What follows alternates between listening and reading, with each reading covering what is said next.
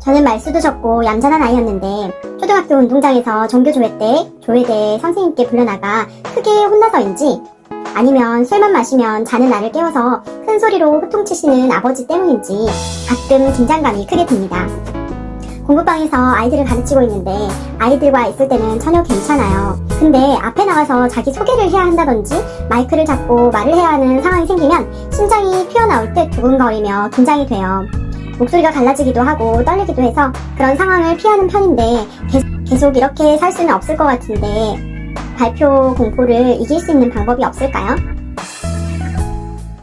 본인의 성향은 말수도 적고 얌전한데 많은 사람들 앞에서 혼이 나거나 또 무서운 아버지로 인해 긴장을 느낀 경험으로 트라우마가 되었나 봅니다. 아이들과 있을 때는 괜찮지만 살다 보면 사람들 앞에서 이야기할 상황이 있기 마련인데 그때마다 긴장이 되신다면 많이 불편하셨겠네요. 발표 공포를 이겨내시려고 하시는 그 마음이 참 귀합니다. 이길 수 있는 방법을 함께 고민해 보아요. 사람이라면 누구나 어느 정도 불안과 스트레스가 있기 마련인데요. 불안이 큰 사람은 타고나기를 어려서부터 겁이 많고 무서움을 잘 타며 남들을 많이 의식하고 완벽주의적, 강박적 성향을 가지기 쉽습니다.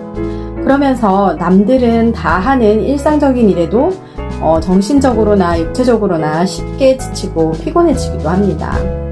불안과 공포 같은 감정과 스트레스를 조절하는 뇌 기관의 미숙이나 정신의 약화와 관련이 깊습니다. 특히 불안장애가 심할 경우는 자율신경계에서 교감신경이 항진되면서 심장이 심하게 두근거리고 가슴이 답답하며 숨쉬기 곤란해지고 어지럽기도 하고 메스껍기도 하고 손발이 막 떨리기도 하고 식은땀이 나며 몸이 후들거리고 또 근육이 경직되기도 하고 소화가 안 되기도 하고 그런 증상이 나타날 수도 있습니다. 이 정도로 증상이 과하면 대인공포증, 무대공포증, 발표공포증, 또 고소공포증 등으로 이 사회불안장애 일종이라고 할 수 있습니다. 이 정도로 좀 일상생활에 지장이 있을 정도라면 병적인 상태를 좀 의심해보고 정확한 진찰을 받아보실 필요가 있습니다. 하지만 그 정도로 심하지는 않다면 일상생활에서 이겨낼 수 있는 방법을 고민해 봐야 되겠죠. 사람들이 나만 쳐다보는 것 같다. 사람들의 표정, 눈빛만 바뀌어도 내가 발표를 못하고 있어서 그런 것 같다. 어떻게 평가받을지가 좀 두렵다. 방금 살짝 실수를 했는데 이 실수를 다 알아보는 것 같다 라는 생각을 하는 것은 타인의 시선과 평가에 지나치게 신경을 쓴다는 것입니다. 완벽주의 성향의 인정 욕구가 높은 편인 거죠. 또는 잘한 부분보다는 부족한 부분에 집중하는 나의 성향일 수도 있습니다. 그래서 발표 내용에 집중하기가 어렵고 사람들의 반응에 예민하게 반응하게 되는 것입니다. 온몸으로 긴장한 반응이 드러나기도 하고요. 일상생활 속에서 발표 공부를 해결할 수 있는 방법을 제안해 볼게요. 먼저 나의 상태를 수용하고 오늘 현재를 살아야 합니다. 나의 타고난 성향은 있는 모습 그대로 소중한 나입니다. 모든 것에는 동전양면처럼 장점과 단점이 있습니다. 타고난 성향에도 반드시 장점이 있습니다. 이런 나의 성향을 있는 모습 그대로 수용하고 발표할 상황이 된다면 자극이 낮은 상황부터 한 걸음씩 연습해보는 태도가 필요합니다.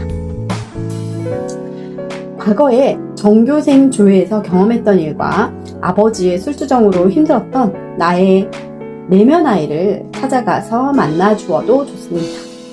눈을 감고 크게 심호흡을 하고 힘들어하고 있는 어린 시절의 나를 떠올려 보세요. 그 아이에게 이렇게 말해주는 겁니다. 이제 괜찮아. 많이 힘들었지? 내면 아이를 위로해주는 것은 과거를 놓아주고 현재를 살아가는데 큰 도움이 됩니다. 인간은 긍정적인 경험보다 부정적인 기억을 3, 4배 더 기억하고 왜곡해서 기억한다고 합니다. 자꾸 떠오르는 힘들었던 나의 어린 시절의 기억을 찾아가 위로를 해주세요. 기록은 기억보다 정확하고 힘이 있습니다. 인식과 현실의 차이를 한번 확인해 보세요. 연습할 때 내가 발표하는 영상을 찍어서 객관적으로 확인해 보면 기억이나 인식했던 것보다 떨지 않고 티나지 않게 생각보다 잘한 내 모습을 발견할 수 있습니다. 실제로 발표하는 영상도 찍어서 다시 보면요. 내가 인식하는 것만큼 남들은 나의 실수나 떠는 것을 인식하지 못할 경우가 더 많습니다. 내가 발표할 때 느끼는 감정이나 생각, 심리적 반응, 신체적 반응을 상세히 기록하며 적어보는 것도 매우 좋습니다. 이때 너무 잘하려고 생각하며 나의 반응을 억제하려 하면 더 강화가 됩니다. 역설지향 기법을 사용해 보세요. 이렇게 생각하는 겁니다. 내가 얼마나 더 떨고 있는지 한번 보여주겠어. 한번 해보지 뭐. 완벽하게 해내겠다고 생각하는 것보다 내려놓고 편안하게 생각하는 것이 오히려 더 도움이 됩니다. 세상에 완벽한 사람은 없습니다. 원숭이도 나무에서 떨어지는 날이 있고 아주 경험이 많고 완벽할 것만 같은 사람들도 남들이 알아보지 못할 만큼의 실수를 많이 한다고 해요. 영국의 비평가인 토마스 칼라일이 이런 말을 했어요. 길은 가다가 돌이 나타나면 약자는 그것을 걸림돌이라고 말하고 강자는 그것을 디딤돌이라고 말한다. 이 상황을 디딤돌로 여기시고 카르페 디엠, 지금 이 순간에 충실하시기를 응원합니다. 사랑합니다. 고맙습니다. 축복합니다.